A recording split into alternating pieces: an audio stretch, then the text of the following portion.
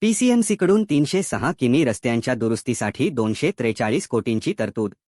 पिंपरी चिंचवड महापालिकेने शहरातील खराब रस्त्यांच्या समस्येवर मोठा निर्णय घेत 306 किमी रस्त्यांच्या दुरुस्तीसाठी तब्बल 243 कोटी रुपयांचा निधी मंजूर केला आहे.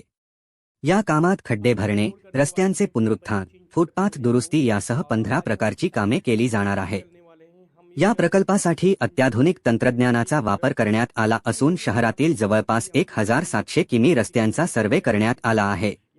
पावसाळ्यापूर्वी ही कामे पूर्ण करण्याचे आदेश देण्यात आले आहे. यामुळे नागरिकांना मोठा दिलासा मिळण्याची शक्यता आहे. पुण्यातील हिंजवडी इट पार्कमध्ये मोठी खुशखबर. नवीन आयटी कंपन्यांचे आगमन सुरू असून रोजगाराच्या संधी झपाट्याने वाढत आहेत. फ्रेशर्स आणि टेक्निकल युवांसाठी ही सुवर्णसंधी ठरत आहे.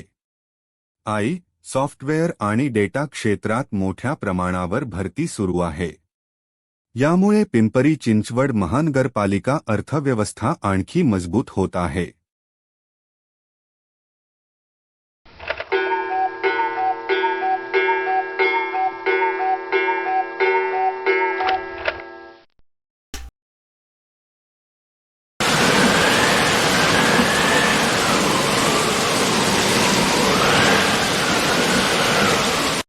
पुरंदर तालुक्यात पाणीटंचाईची भीषण समस्या. पुरंदर तालुक्यात उन्हाळा सुरू होताच पाणीटंचाई तीव्र झाली आहे. अनेक गावांमध्ये टँकरद्वारे पाणी पुरवठा केला जात आहे.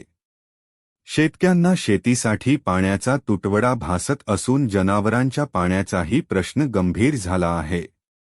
प्रशासनाने दीर्घकालीन उपाययोजना करण्याची गरज व्यक्त केली जात आहे. तसेच शेतकरी पुरंदरच्या किल्ल्याच्या पायथ्याशी असून वारंवार तिथे वणवा लागत असतो. त्यामुळे शेतकरी हतबल व आर्थिक परिस्थिती सामोरे. कडक उन्हाळा, पाणीटंचाई आणि अस्वच्छता यामुळे मुक्या जनावरांची स्थिती गंभीर होत जाते. विशेषतः डायजेरिया, जुलाब हा आजार जनावरांमध्ये वेगाने पसरतो आणि योग्य काळजी घेतल्यास जीवघेणा ठरू शकतो.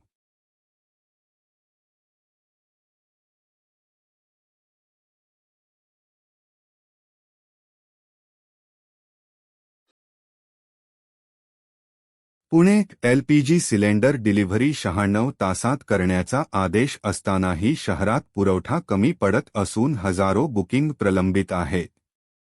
आळंदी आणि चाकण परिसरात सिलेंडर उशिरा मिळत असल्याने नागरिक त्रस्त झाले आहेत.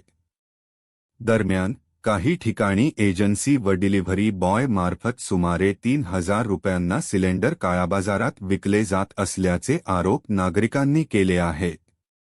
तात्काळ सिलेंडर मिळवण्यासाठी नागरिकांना जादा पैसे मोजावे लागत असल्याने संताप व्यक्त होत आहे. प्रशासनाने याची चौकशी करून नियमित पुरवठा सुरळीत करावा, अशी मागणी नागरिकांकडून होत आहे.